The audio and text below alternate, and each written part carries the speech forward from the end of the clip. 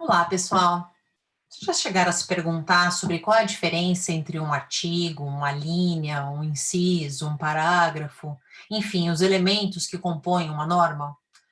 Todos os textos normativos, todos eles, sem exceção, eles são compostos, então, de partes, capítulos, seções, subseções, mas aí a hora que a gente vai chegando e vai afunilando, a gente chega no artigo. Vocês já chegaram a perguntar a respeito disso? O que é que compõe um artigo? Por que esse texto normativo é composto de parágrafo, o outro tem inciso, o outro tem a linha?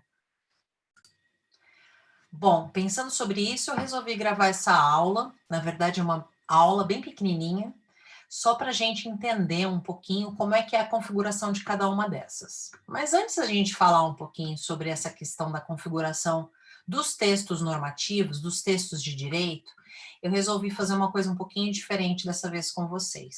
E eu faço isso com os meus alunos começam a se sentir de volta no ensino médio, né?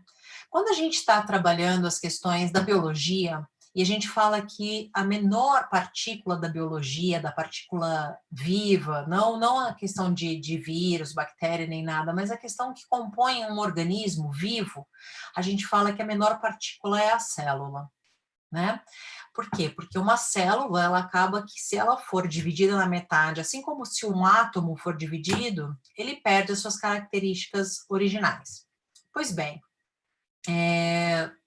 o que a gente, uma célula, e aqui vocês estão vendo ali o desenho de um exemplo de uma das células, das várias células que compõem o nosso corpo, se a gente for pensar em outras células, a gente vai ter outros desenhos e tudo mais, a gente está falando que dentro de uma mesma célula a gente vai ter outros elementos. Então, por exemplo, a mitocôndria, o complexo de Golgi, os retículos endoplasmáticos, né?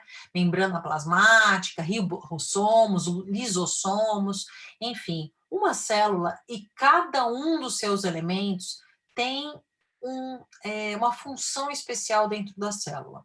Um conjunto de células acabam sendo um conjunto de células acaba, né, seja, junção de várias células, a gente tem um tecido. Quando a gente tem uma junção de vários tecidos, a gente acaba formando um órgão.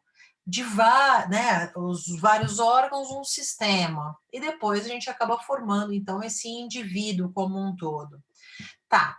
Agora, se a gente fosse analisar a menor partícula da química, da física, a gente acaba chegando no átomo.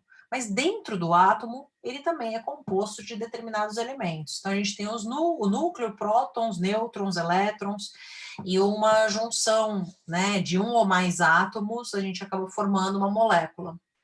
Pois bem, o artigo, ele é como se fosse a célula ou o átomo para o sistema jurídico. O que quer dizer isso?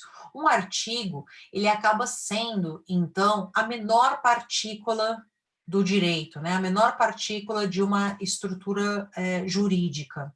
Bom, um artigo, ele vai ser composto do quê?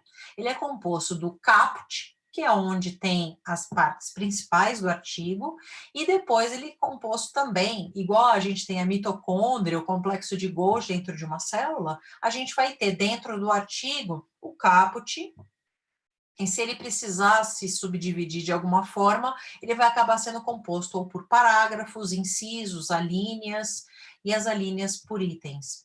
Onde é que isso está regulado? Onde é que isso está organizado de uma maneira geral? Isso está colocado na Lei Complementar, que é uma lei feita em 1998, é a Lei 95 de 98. A Lei Complementar 95 de 98, ela trabalha toda a estrutura de como é que é feita a técnica legislativa. Claro que a gente está falando muito mais focado nas leis, tá? E aí depois a gente vai ter, então, outras normas para trabalhar, outras espécies normativas para trabalhar os regulamentos, os decretos, enfim, outras coisas, tudo bem? Bom, então vamos tentar entender um pouquinho qual é a diferença entre o caput e aí depois os parágrafos, as alíneas, os incisos e tudo mais. Eu acho que é interessante quando a gente trabalha essa questão, a gente tem isso mais ou menos em mente.